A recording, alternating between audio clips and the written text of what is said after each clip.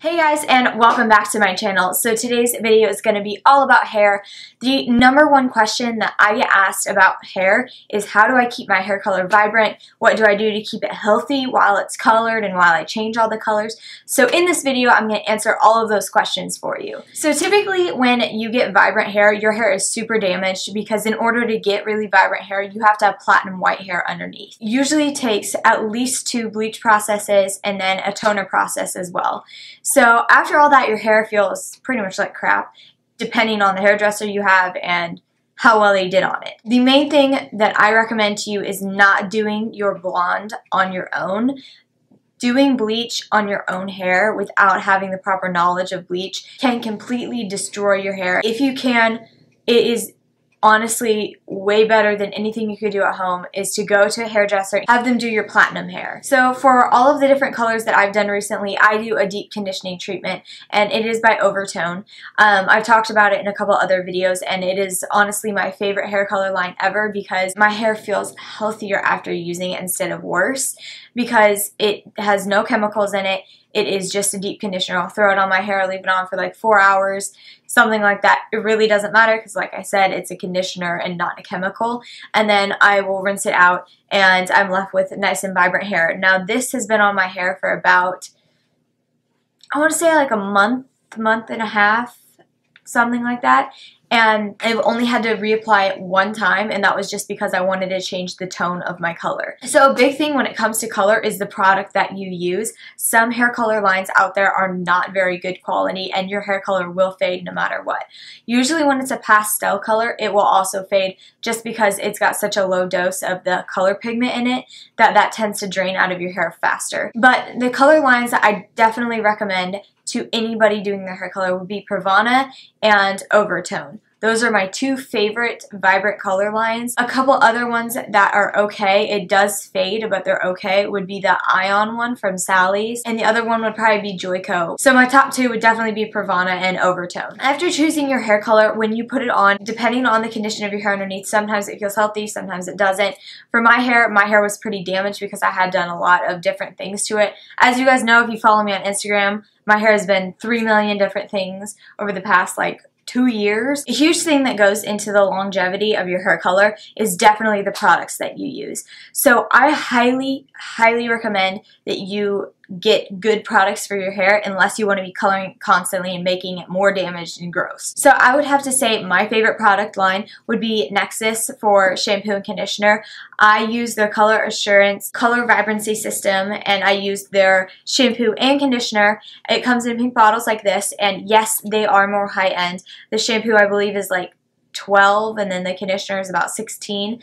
Not a huge difference between drugstore, but let me tell you why it is worth it. When it comes to using products on your hair, the ingredients is what puts the price up, and for these they have really good ingredients, and typically shampoo and conditioner have fillers in them. When you get higher quality ones, they don't just have fillers, they have actual product, if that makes sense. So it's less watery or it doesn't have like a wax in it. They're better quality products. So I love their shampoo and conditioner because when I use it, it does not pull my color out. It pulls a little bit of it out when I'm shampooing, but just enough to make the suds tinted a different color. But as soon as I dry my hair, I don't notice any difference at all. Like it's looked like this for like 3 weeks and it hasn't faded like at all. I definitely highly recommend this because since I've been using this, my hair color has lasted way longer because before I was using Head & Shoulders and that would pull my hair color out like that. Like it never lasted. So definitely if you want to have vibrant hair, invest in good hair care products. Another thing, now this might sound kind of gross to you guys, but I promise you it is not bad for your hair. I'll be talking to people and they'll shampoo their hair every day or twice a day and you don't realize how bad that is for your hair. You're stripping your hair of all of your natural oils, so that's why your hair gets so greasy because you strip it of all of its oils, so it has to produce more, so your hair gets oily faster. Now washing your hair every day is definitely not a possibility whenever you have vibrant hair. Your hair color will fade like none other and you'll have to redo it in like a week and a half. So the average person washes their hair like once a day, once every other day.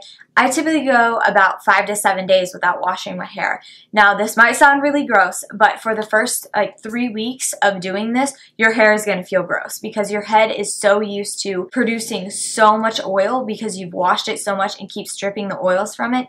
If you keep doing that, your hair will continue to get greasier.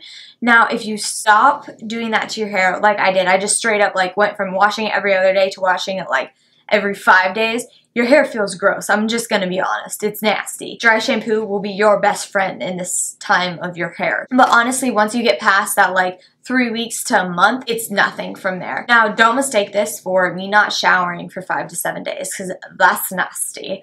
I shower every day. I just put my hair in a shower cap just to protect it from the water. Another thing I recommend is not using heat as much on your hair.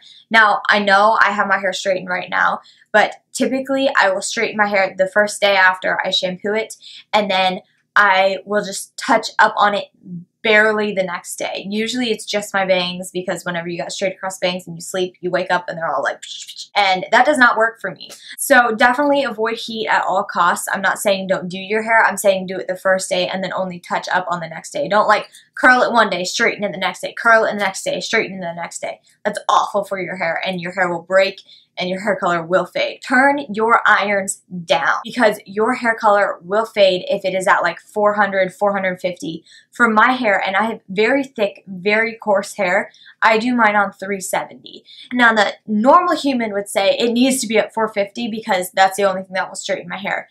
In all actuality, that is not true. Your hair will straighten on 370, around there. You just have to go slower and take smaller sections instead of taking a huge chunk and running over it 4 million times with 450 to your straightener. Not only does that burn your hair, but it does fade your hair color way faster. I also do not recommend going to bed with wet hair, especially if it's vibrant, because you will stain everything, and when you stain stuff, that's your hair color leaking onto everything else and coming off of your hair. If you blow dry it before bed, that is way better to do because one, it prevents breakage, because when you sleep with wet hair on a cotton pillowcase, it does rip your hair and it does cause you to get split ends faster. Yes, it's more time consuming, but it's definitely worth it in the end because your hair color lasts and you don't break your hair as easily. Everything's better if you blow dry your hair before you go to bed. Another thing to invest in would definitely be heat protectant. Whenever you are blow drying your hair, whenever you're straightening it, curling it, anything, always use a heat protectant because some people don't think that they work.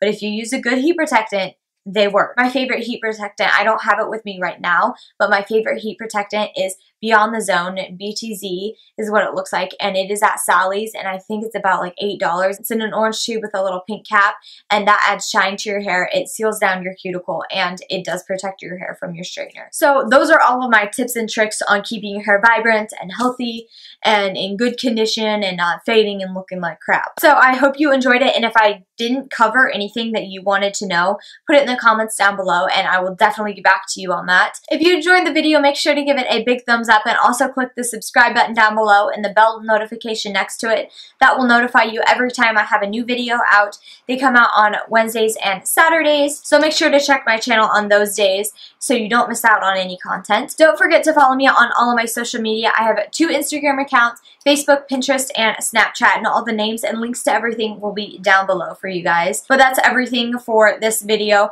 I will see you guys next time. Bye! Hey guys, and welcome back to my channel. So I am all barefaced starting out today, and today's video is going to be a little bit different type of video. I saw somebody make a video on YouTube, and it was them doing their makeup with their opposite hand. So I'm going to attempt this.